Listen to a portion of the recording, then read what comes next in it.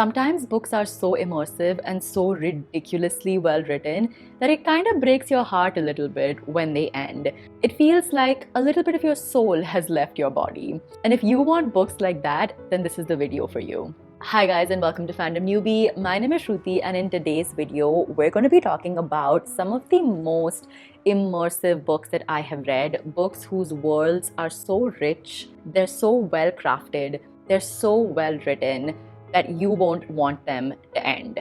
Now, before we jump right in, if you've clicked on this video and you like videos about books, about bookish things, about nerdy things, then you're in the right place.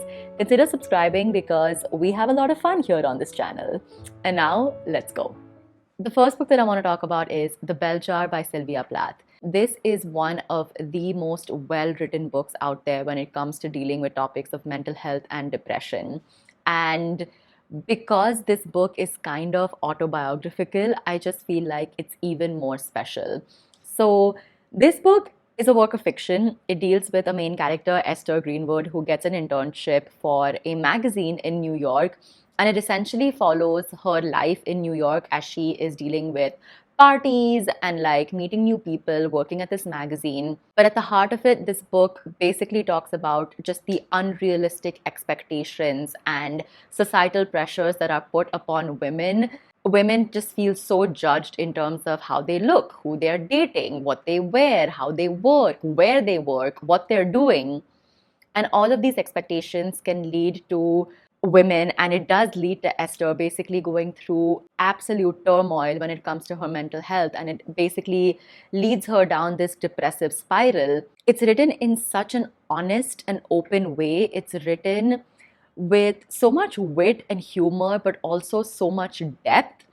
And when you know that Esther Greenwood is essentially Sylvia Plath talking about herself and her experiences and her life, it just gives this book even more depth and even more richness and even more gravitas. It's written so well, and it's a very short book, but it talks about so many themes of being in your 20s and figuring out your life and trying to figure out what path your life should take in terms of your career, your relationships, just so many things.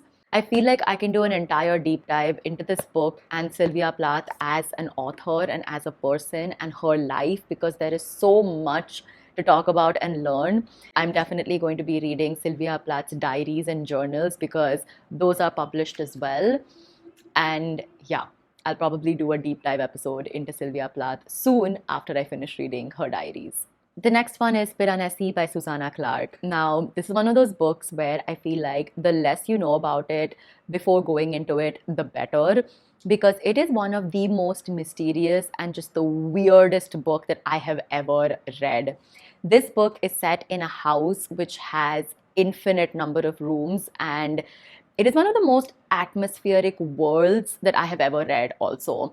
It's this house which has a sea in the basement, and it has rooms and walls that are lined with like marble statues and different forms of art. Like, it makes me feel like almost this Roman inspired world with like this labyrinthine house that has a lot of secret rooms, a lot of secret passageways, that is filled with a lot of mysteries. And there is only one occupant who has to live there all by himself. And basically, the mystery is why this person is in this house, what brought him there, and why now, after living in this house for quite some time, why is his life in danger? Like I said, this book is mysterious, it's atmospheric, it is beautifully written, just like absolutely beautifully crafted. And this is also the book of the month for my book club, which is called The Fellowship. It is a paid membership book club that I have here on YouTube. So if you want to read this book with a bunch of bookish nerds who are going to try to solve the mystery as we read along, then click that join button down below and join the fellowship. We deep dive into some amazing books. It's one book every month, and we have a lot of fun. There's also like a private Slack channel that we like discuss the book as we read along. And because this is a mystery, the theme of this month is basically trying to solve what is happening in Piranesi as you read the book. So if you guys want to be part of the discussions, then hit that join button, and I hope to see you there. The next book is Pachinko by Min Jin Lee. This is honestly one of the best books that I have read this year. This is a historical fiction book, and it's essentially a family saga. And it follows the life of one family across three generations. And so basically, it follows their life from the time that Japan occupied Korea up until modern times. And it talks about how the Japanese occupation of Korea affected their life.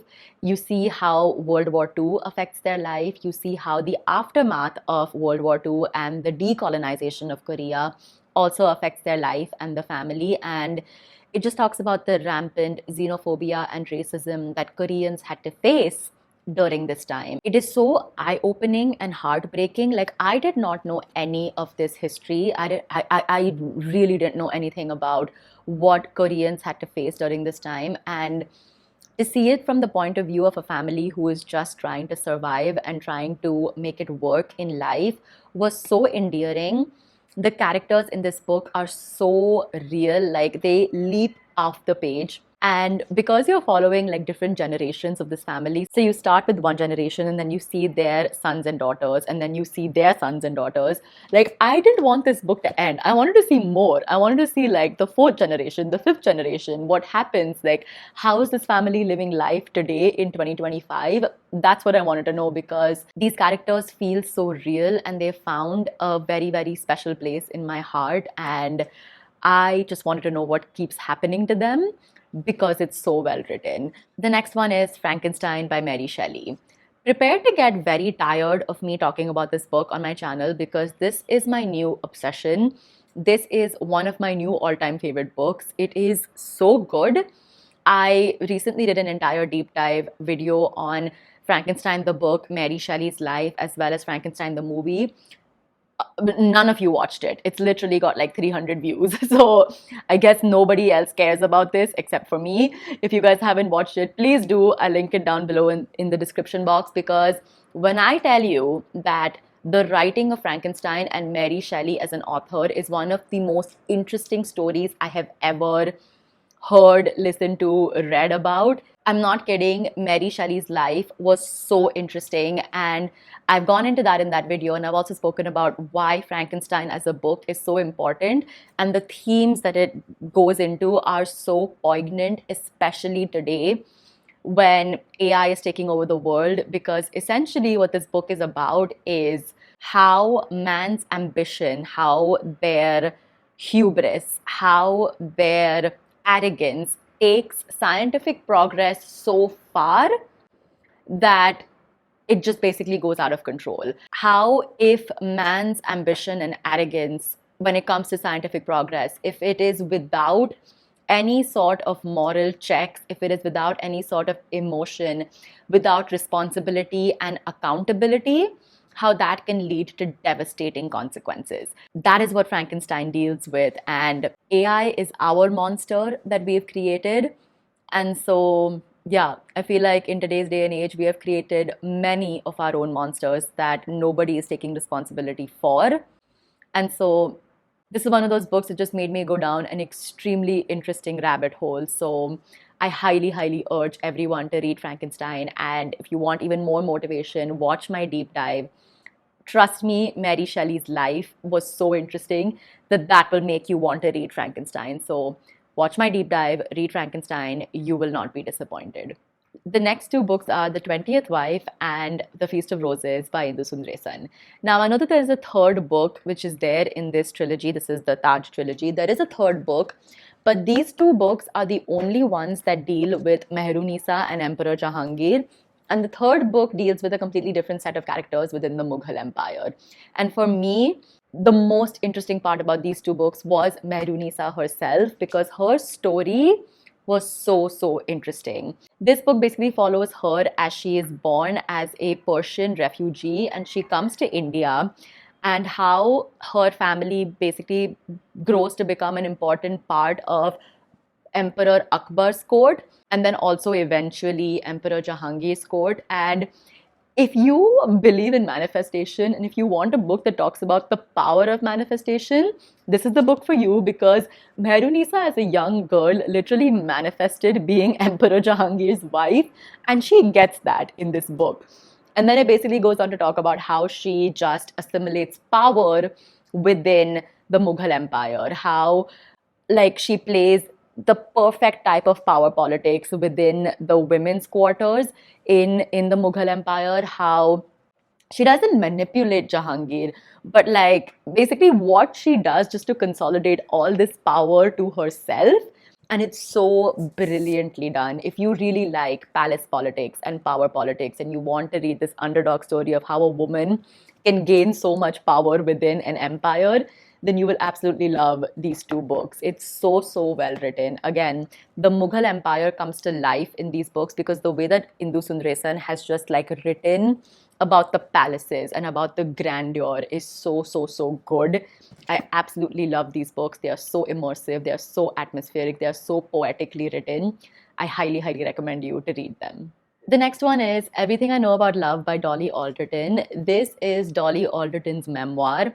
And if you're a millennial girl, I highly recommend this book. You will have so much fun with it because essentially it talks about all of the mistakes that Dolly Alderton has committed in her 20s, all of the bad dates she's gone on, all of the people that she's met, all of the parties that she's gone on, all of the really, really like vile things she's done in her life.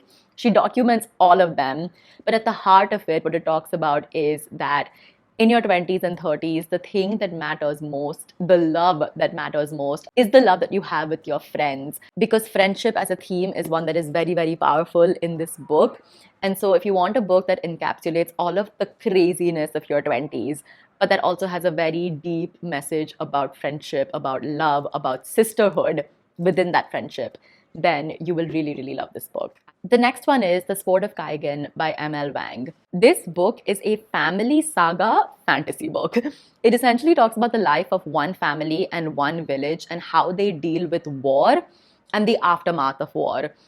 This book is structured in a really, really interesting way because generally in fantasy books, the war is like the climax. But in this book, the war takes place in the middle of the book.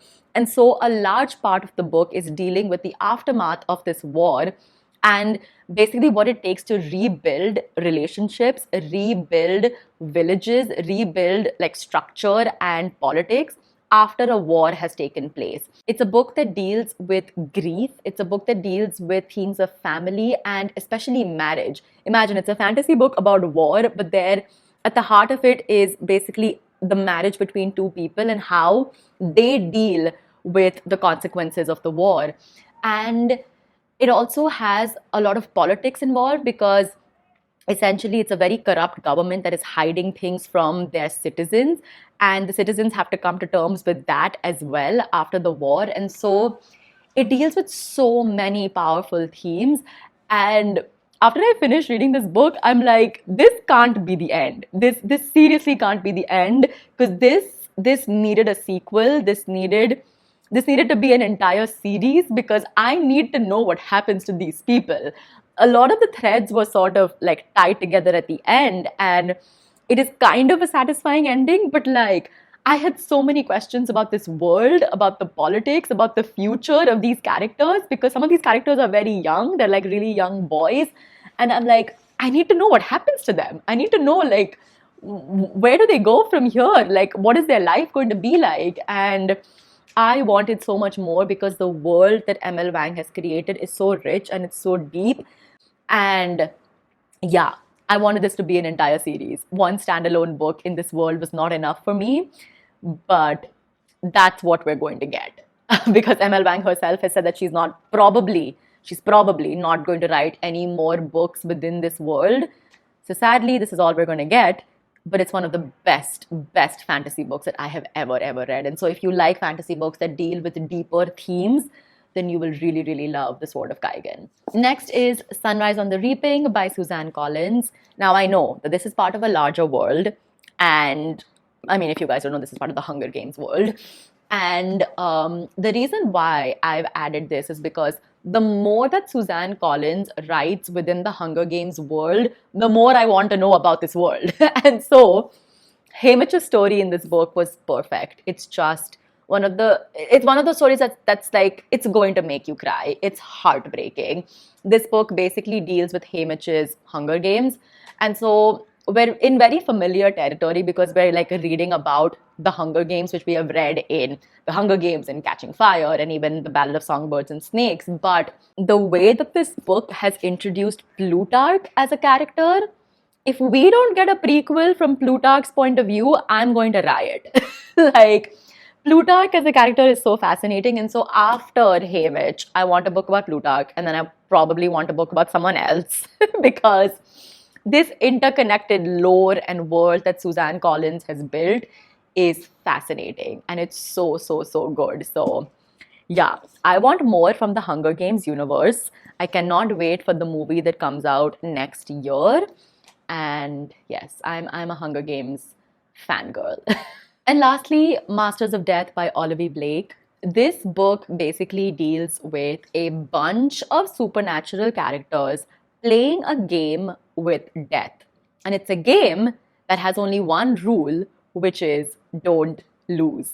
Now, I'm not going to tell you anything else about this book because this book is so fantastically weird and it's so like absurdly built, but it's so, so good. If you like a romance with a lot of yearning and a lot of like dukh, then you will absolutely love Masters of Death because the central romance in this book is so good. I was weeping by the end of this book. It was just so, so well done. And the reason why I want more of this is because I feel like the world in which all of these other supernatural characters live, because there's like a vampire, there's a ghost, there are, I think, like warlocks, like a bunch of other supernatural characters. That world that Olivia Blake has created is so interesting. Like, how can there not be more books in that world? I want to know what other adventures these characters are going on because, again, the world is so rich, it's so well done, and I just absolutely, absolutely loved it. Highly recommend Masters of Death. It's one of my favorite Olivia Blake books, and it's one of the books that made me want to read more Olivia Blake, and I've done that this year. And so yeah, really, really loved Masters of Death. If you haven't read Olivia Blake, you might want to start with this one. So yeah, that was my video for today. I hope you guys enjoyed it. If you did, give it a thumbs up, leave a comment down below, subscribe if you haven't, and join my book club because like I said, we do a lot of fun stuff on there. I'll see you guys next time. Bye.